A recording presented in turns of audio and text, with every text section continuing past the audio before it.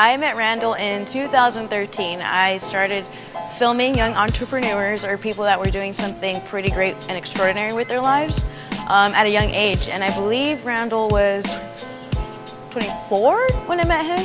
That means I was 23, 22. I met him and we just got along. He was like a kid, but not really. Like he was like an adult kid that knew what he was doing. In my head, I was like, he doesn't know he's going to be a millionaire, and if he does, he's very humble about it. So I interviewed him, which you're about to see, and I'm warning you now, it's just very terribly shot. I was learning. This was the first time I had used this camera. Your name, your last name, and I want you to say, my name is Randall Pich. Randall. Your whole name. Pich. Randall, your whole name. Pich. Ready? One more time. I've always worked my life, like since junior year of high school. I worked at this fucking what do you call it, phone marketing company. It was called Marriage Research. It was like sitting in front of a fucking desk and just like asking people to take surveys for Bank of America. That shit sucked. But yeah, I worked since I was 16, helping my mom out with rent and shit like that. When did you start doing business? I know you have different businesses elsewhere. Like with personal training, obviously that was like a business. Because with personal training, you kind of run your own business because you're marketing yourself. And then with that, you have a lot of free time too because you're only training like 2, 3 hours or 4 hours a day. And then with the spare time, I would just like start other businesses like other clothing lines. Mm-hmm. Instagram was just coming up and I saw his following, and a bigger following means a bigger impact on others. So I asked him how he felt about being a role model, or if he felt like a role model. I don't know. I don't see myself as a role model much. Like I fuck around all the time. Like you see me and my friends, we joke around. But I don't know. Like I just do what I want pretty much. I went on to ask him about school because in this point in my life, school was very big to me. I was personal training as well, so I was going to get my kinesiology degree, and I was going to the same school that Randall went to. So I genuinely wanted to know how he felt about school or if he had any advice, and well, this was his reaction. Yeah, I was 6 units away from my bachelor's degree. Which was? Kinesiology, exercise science. But I didn't follow through with that because I felt it was a complete fucking joke. Yes, I don't give a shit if CSUOB hears this. They asked me to go speak, and I went to go speak. The kids didn't know I didn't finish. Told them at the end, they're like, what? Now they're not gonna go drop out. I know, I'm like, just drop out. No, like I said, dude, it's all about networking, personality, If you really want to make it, you'll make it. Look at that. Fucking weekend, dude. So fancy. Orders on orders on orders. Yeah, it's not even done. Like close to being done. I really like the way he was marketing his brand, LiveFit. That's what caught my attention to begin with. So I asked him about it, and he gave me this reply. If I don't visualize it, then the marketing and stuff it's not going to be seen like my brand. You know what I mean? It's going to look different. Like I said, like the whole marketing thing, I'm super picky about it. So. Like I don't know. I don't like it when other people think this design should go out like this. I'm like, nah. I'll keep it how I want it. Now that I work for him, and I've been working for him for a very long time, I got to see the other end of that. So yes, Randall is really, extremely, super picky on everything that goes out that has his name behind it. So if he was picky back then, trust me, he's just as picky now. Like I do with anyone you've talked to, like all my close friends, I never wanted to associate LiveFit with me. I hated, I didn't want to be the face of a company, but it kept bringing it back. So I was like, fuck it, dude, I'll just run with it, It's a business move, you know what I mean? It's like, okay, I'll just do it to get it out there like that. But ever since I met him, that whole, I don't want to put my face, it just never worked out. He was always and is always the face of LiveFit. You're very humble. It's surprising. Really? Dude, I get that so much, it's crazy. I always introduce myself and I don't tell them I have a clothing line or anything like that. And then you know, they'll find about it later and they're like, oh, you're like, yeah, I'll hook you up, you know, come through. I didn't have that drive at that time. You know, I was kind of just doing my thing. That doesn't mean I was fucking up necessarily, but I wasn't running a business and personal training and doing this and that and not sleeping much. So I asked him, what gives you that drive? Like, what is it? Like, how do you do it? I mean, caffeine can only do so much. Because like I said, I didn't grow up with you know, anything like handed to me. So everything was like, I had to work for it, you know. So it was just kind of like that mentality. Because I feel like I still got to work hard, you know. Because if I stop, no one's gonna do it for you. So, you know what I mean? I got to keep it moving. Like I've always messed with Photoshop, like in class and stuff. I've always, you know, had like an eye for what looked clean, you know what I mean? Like I'm so picky with all the stuff that I can put out, you know? You get one chance to impress a customer, you know, you gotta make sure like you leave a really good first impression, you know? Like this is 40 minutes ago. I think I got another one I want to refresh. Yep, 20 minutes ago. Ooh, why don't you get like a studio or something? Now we're in a studio. After 3 warehouses, we finally have a studio that is super legit, so. You know what's bullshit? The fucking internet. They've charged us as a fucking business internet instead of like a residence. And yes, the internet is still fucking us over, guys. So they just mark it up like $50 more for no reason. You know that? As we were talking, he nonchalantly got up and started unboxing stuff and folding stuff. And well, he had 2 employees, so I asked, you know, why do you like to do everything yourself? You design, you pack, you go to LA. You're obviously folding, so why are you doing everything yourself? And well, his response is the same as it is now. You want to make sure it's done right? Yeah, it's done right. It's so bad. Because sometimes I would, you know, not get mad, but want him to do it my way, even though the end result's the same. I'm like, you know. Well, I'm learning. Do you have anyone that's partnered with you with LiveFit, or it's just you? Nope, just me. Learned that a long time ago. So he asked if I'd like to go run errands with him. It was already like 12, so we went all the way to LA.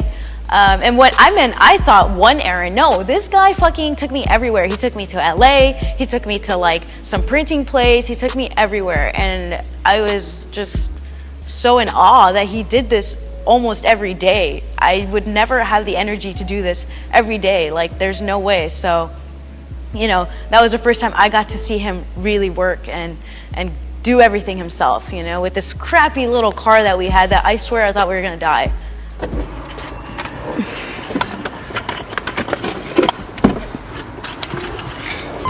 Just another day. Just another day. You know, like I know how to run my business. I know how to do this. And obviously things don't go the way you want it sometimes, but you gotta just learn how to deal with it because there's nothing you can do. You know, like once things messed up, you just kind of like make a phone call, fix it, and then that's it. Don't stress on it. You know, I learned that from my old business partner, Bruce. It's cool too. Like all my employees and stuff we're like friends too. So we kind of just hang out, we just joke around. You know. I asked him, like, how do you keep everything balanced? How do you keep your relationship, your friendships, your business friendship stuff? Like, how do you just keep it all together? And his response was pretty good. And as you can hear barely in the last sentence, he says, you know, because one day you're going to be buying a house. And as of now, 3 years later, 4 years later, whatever, he is now buying a house. So I guess that model kind of works, huh? They got to understand, you know, it's like you're trying to do your life.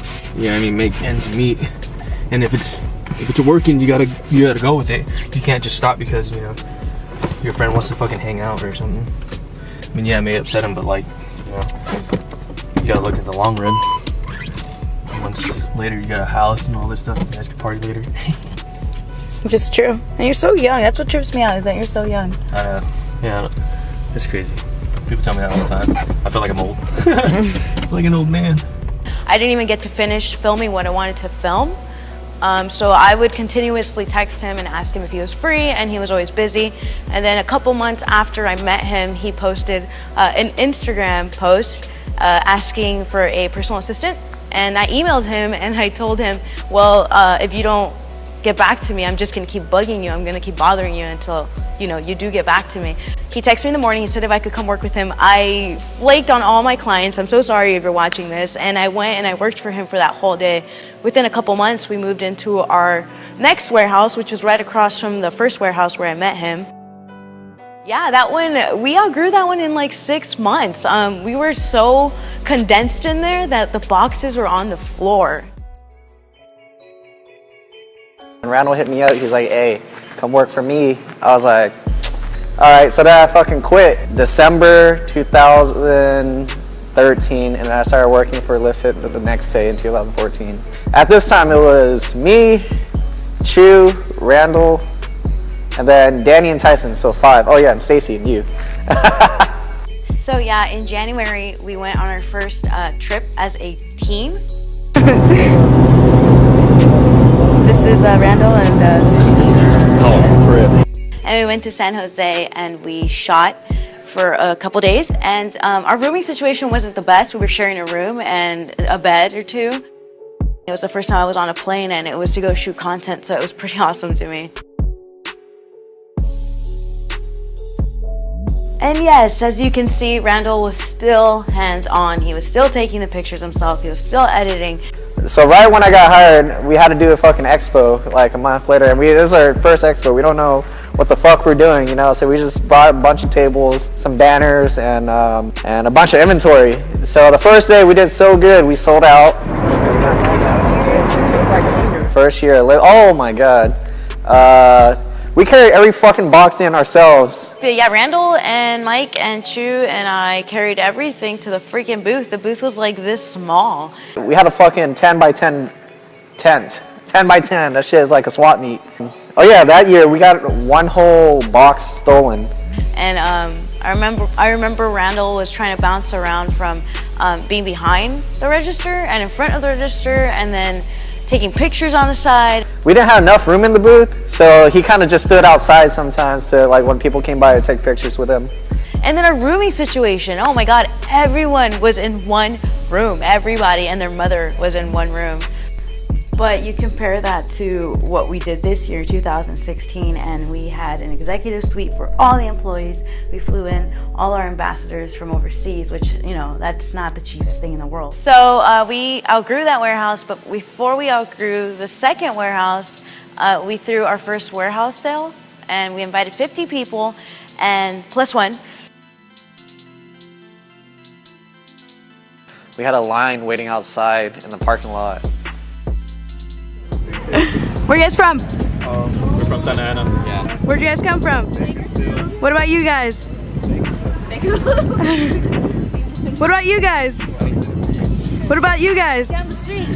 That's very convenient. That warehouse was kind of small, so it was just a bunch of people inside the warehouse, our tiny warehouse. And I was the cashier there, so I had a long ass line, and we were only taking cash, you know, like.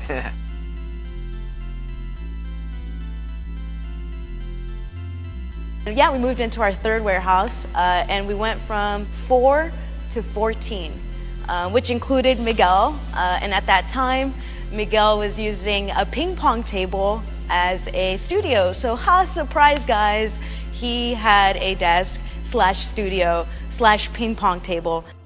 At the old warehouse, it was really, really small, and there wasn't enough desks for everyone to work at. You know, it's either you're working on this wooden platform that Randall had built out. There's like 4 desks there, and at one point I was actually using an extension of a desk as my desk. It was so fucking tiny. One day I walked in and I'm like, fuck this, you know. I saw a ping pong table in the corner of the warehouse, and I went ahead and laid it like halfway down. So half of the table was up, half of it was down, and that became my office / studio / whatever the fuck else it was. I quickly figured out that Randall is a very, very picky person. Like anything, if it's not shot right, he'll tell you straight up to your face, like, hey, no, I need it like this.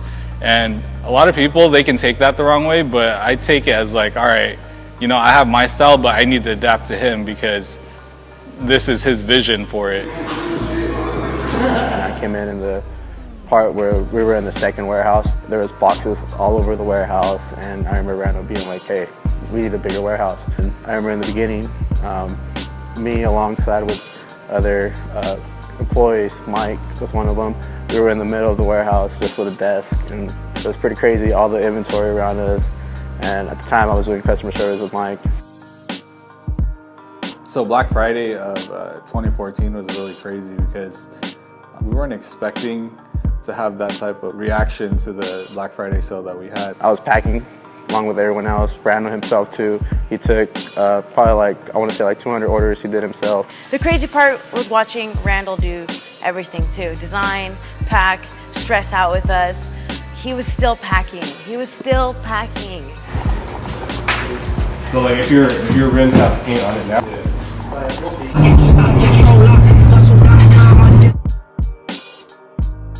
The billboard was something pretty crazy. So Stacy and I made a trip down there to document, you know, seeing it for the first time. And it was just really surreal, like a really surreal moment to see that logo up there. It's the first time that we ever did anything big like that as far as advertising. And it was dope because people would stand in front of it, take pictures and stuff, and, you know, tag LiveFit. And yeah, I can't believe that actually happened. We still have that billboard actually. It's tucked away somewhere, but hopefully one day we'll put it up again. So we actually got to celebrate Randall's 27th birthday together. I mean, the whole team for LiveFit Expo. Nobody knew it was his birthday, and then all of a sudden here comes this cake, and everyone looks at each other, and we're like, wow, we're such assholes. Happy birthday to you. Happy birthday. Totally forgot Randall's birthday, but he wanted to keep it that way because he wanted to make sure that we were paying attention to the expo and not worrying about his birthday. We're running our operations out of 2 warehouses, so we split it up. That second warehouse we had, it was full too, so we're like, oh shit. Is this the furthest one that we're looking, or all of them that we're looking are in Irvine? He said he's gonna do the best route. That makes sense for us. Okay. So we'll probably...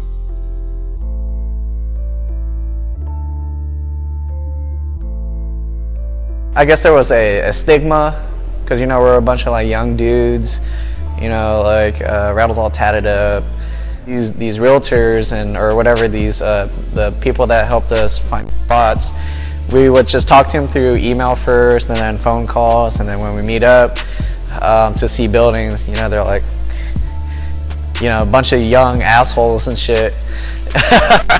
They had a negative image of us. Now we're in this huge warehouse, 32,000 square feet. We have all the space that we need.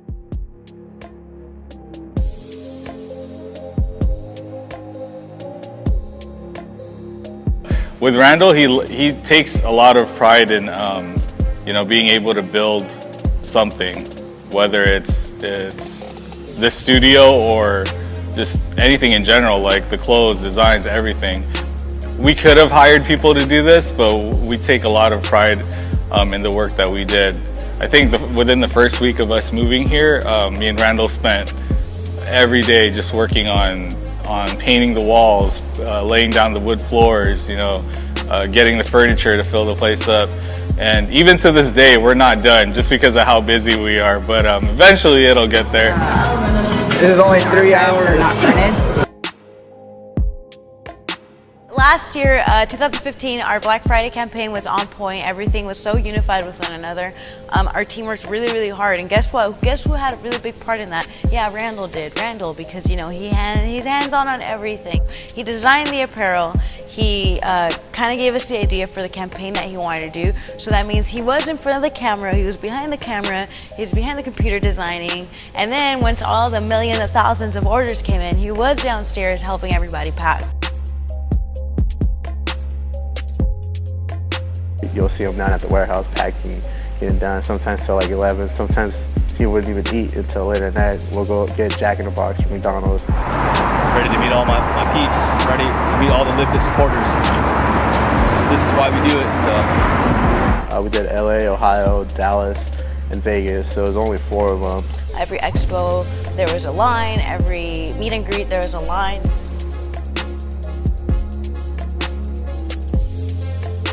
And then our warehouse sale, I mean, it was insane. We had 1,000 people come, and I mean, to go from 100 to 1,000, it was really overwhelming. But you know, there was an incident where the cops came up, and we're like, oh my God, we're gonna get like arrested. No, they wanted to shop.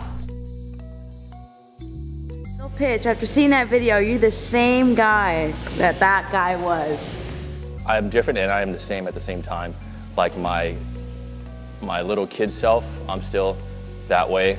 I always fuck around because within those 3 years, I feel I've grown and got to like travel the world and see new faces, new people, new cultures, growing as a business person, just being wise about things, communication, decisions, human behavior, the market and stuff like that. I feel like I have a good grasp of how things work now. But yeah, I feel like I'm pretty much the same dude. Your team, like the team that you talked about in your last videos that have stuck with you, is this why you handpicked them? Because you knew that they would be with you through thick and thin? Yeah, you're right. I handpicked every single person, and it's not just like a decision I made overnight. Everyone's like, you know, working together and going at a good pace. So, you know, I handpicked those guys, and everyone now, they're trained themselves and work together as a team in each department now. We're not just talking about media, we're talking about customer service, warehouse, wholesale, whatever department is, you know, everyone's got like a cool little culture going on, and we're able to meet all together and just function. And, you know, like with the holidays coming up, Black Friday, Cyber Monday, you know, you best believe it, dude. All these guys up here, we're gonna head down there and we're gonna help the warehouse team and pack. And it's good, you know, it gives that family culture down there too as well, you know, because over here at LiveFit, it's like, you know, I don't care if you're a photographer or a warehouse dude, everyone's gonna be treated the same. Everyone wants to feel like a part of this family, so. Touch a little bit about expos. Do you ever think you would travel the world with LiveFit and bring your team with you? Fuck, we did, what, 15 expos? Let me put this first. I didn't even have a fucking passport prior to this. I never left the United States ever. Yeah, the prior year we went to like 4 or 5 expos, and this year I was like, you know what, we're doing a fucking tour, I don't care. So we hit about 15 expos, and the purpose of that was not to, people ask me, oh, was it there to get your face out there? No, it's not that. It's to actually go out there and shake the fucking hands of the people that have been supporting us, because we're getting fucking people from all over the world, you know, ordering our shit, commenting on our stuff, you know, hitting us up on social media. And it was honestly just for them, just to go out there and fucking shake these people's hands, you know, because in their eyes, they're like, fuck, these guys are in America.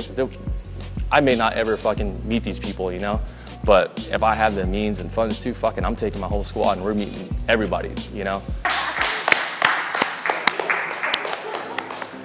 The more you travel, the more wise you are, the more wise you become. Like, more things that you can use as life lessons, if that makes sense. Just meeting other human beings, you know, with different upbringings, and yeah, the American culture is very isolated. So I feel if I could give advice to people that are living in here, go travel the world, go see people in Australia, go see Europe where they actually have real history, go to Asia where they have real history, you know, and see how these people live and how their society is functioning and stuff. So. It's been 4 years and you have 4 businesses. Yeah, I mean, I've always stayed like driven, you know, so like, don't get me wrong, LiveFit is, I put 110% till to this day for LiveFit apparel, but with, you know, the amazing team that I have, I can actually step back a little bit and take a break and find something that motivates me and, you know, drives me again. Recently, I've just started my own website and released a bunch of canvases with my quotes on them, and those sold like hotcakes, you know. So that was just like another venture I'm getting into. But prior to that too, I have Top Threads, I have Cloud 10. I'm getting into a bunch of other companies too as well that I can't speak on camera. But like I said, Top Threads is doing great now. You know, we have like the system in place about a year now, but we've just fully pushed it for about 2 months now, and it's already doing as good as LiveFit did in the first year. And don't get me wrong, LiveFit, its first year did a fucking shitload. But yeah, Top Threads is already going. Cloud 10 is taking off. I'm about to partner up with somebody on that too. I have a watch company that's going to be launching in 2017, so be on the lookout for that. I'm already going to be launching a pomade company too, so be on the lookout for that. And these are things that I know personally, that I know the business and logistics of, because I've got the opportunities to invest into restaurants, to own, go in on restaurants and invest into other things. But me as a person, if I don't know that type of business, I don't feel like I need to be in that type of business. It's none of my business. You know, as an entrepreneur, you're always going a million miles an hour or so, you know.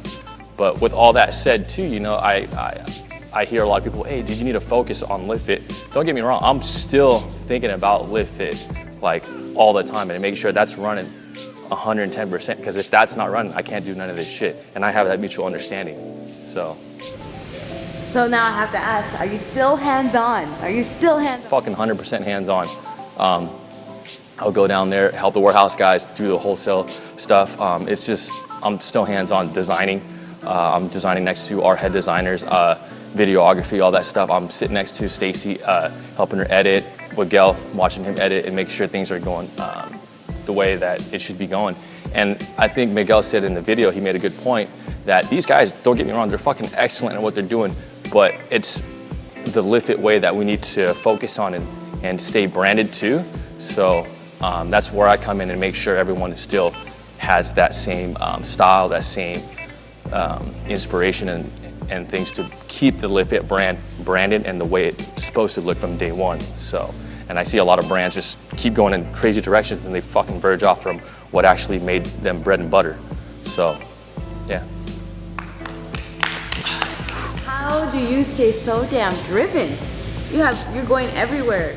I feel like it's in my fucking DNA. Like I can sit still, but my brain won't fucking sit still. You know, I might be focusing on one thing, or it may look like I focus on one thing, but I'm like thinking about the next move, or if I have a task to do, I'll do it. And if I take a break, I'm thinking about how to do it better, how to efficiently do it, and just how to grow it and stuff, you know? And that's just something I've always done since I was a little kid, you know? It's just, it's crazy. Everything I do, I want to outdo it. I want to fucking do it better than everybody else. You know, I want to be on top. It's just the attitude. It might be like a weird, shitty attitude, but that's just how my brain works, you know? I want to be at the fucking top. Why not fucking me? So, yeah, I don't know, man. I'm just fucking driven all the time. So I have to ask, do you see yourself as a role model now? Fuck, dude, that shit's crazy. I mean, fuck, it's, I don't know, like, I guess you could say I am, because I want to show people today, especially young other entrepreneurs and business owners, that it's possible to fucking do what I did, you know? And you don't have to take the traditional route. You know, I feel like I'm repeating myself a lot because I say this in my videos and my prior interviews and shit, but like I truthfully believe that, you know, anyone can fucking do this shit. So as far as me being a role model, whatever, you can call that whatever the fuck you want, but I think my other duty in today's society is to fucking let people know that, you know, this shit's possible. You don't have to fucking go to school to, you know, become successful.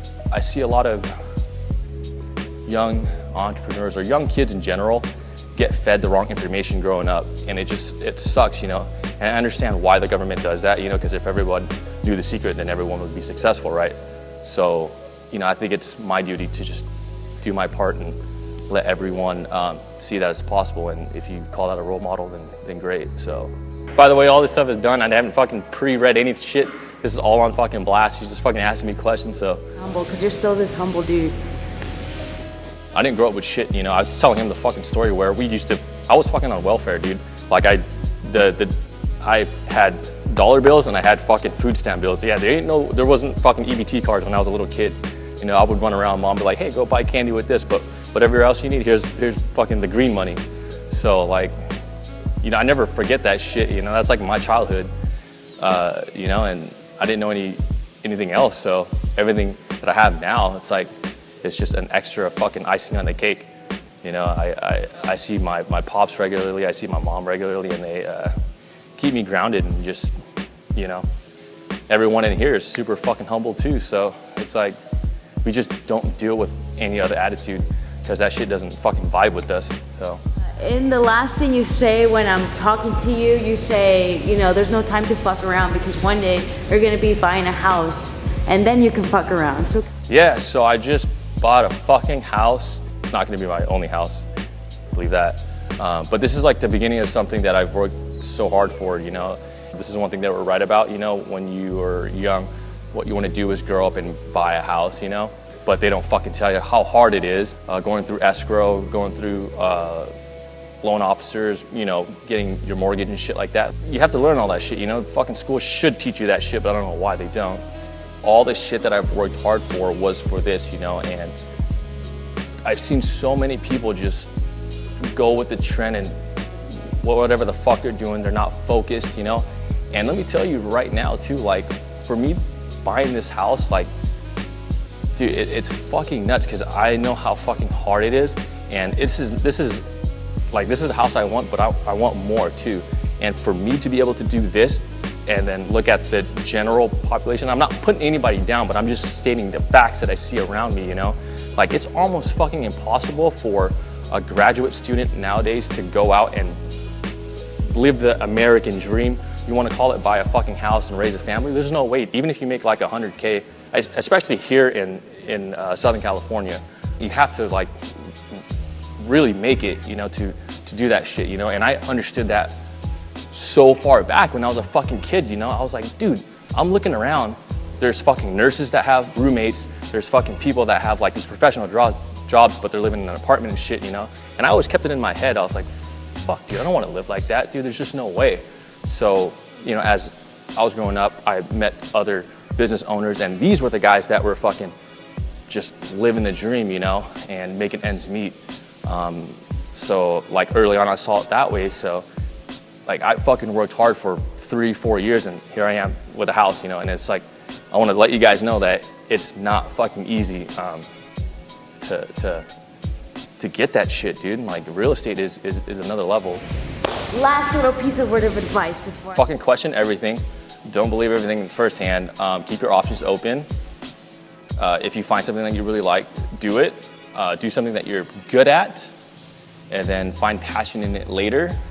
Go in it with a great attitude, because if you have a negative attitude, you're gonna fucking suck at what you do. You're gonna fucking hate your job. It's just like when you wake up, you have to like just decide like, okay, I'm gonna fucking have a good day. If I could give advice to people that are living in here, go travel the world, go see people in Australia, go see Europe where they actually have real history, go to Asia where they have real history, you know, and see how these people live and how their society is functioning and stuff. So don't be so closed-minded. Don't be afraid to say, I don't know sometimes. This is just off fucking random shit. You know, I've seen nowadays like people are just being really too opinionated. Like, I don't have a problem saying I don't know if I don't know shit. It's not a bad thing, you know, you just don't know. Don't throw opinions that you don't know out there.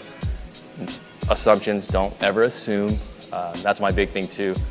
And just communication, like I said, and go experience. You know, if you're young, if you're like fucking 18 or 23, 22, go fuck off. Go fucking learn a bunch of shit. Learn as much as you can until you really need to start paying the fucking bills. I actually started paying bills when I was fucking 16, so I don't know what I'm talking about. Oh man, I don't know. I'm about to go fucking start another business after this shit.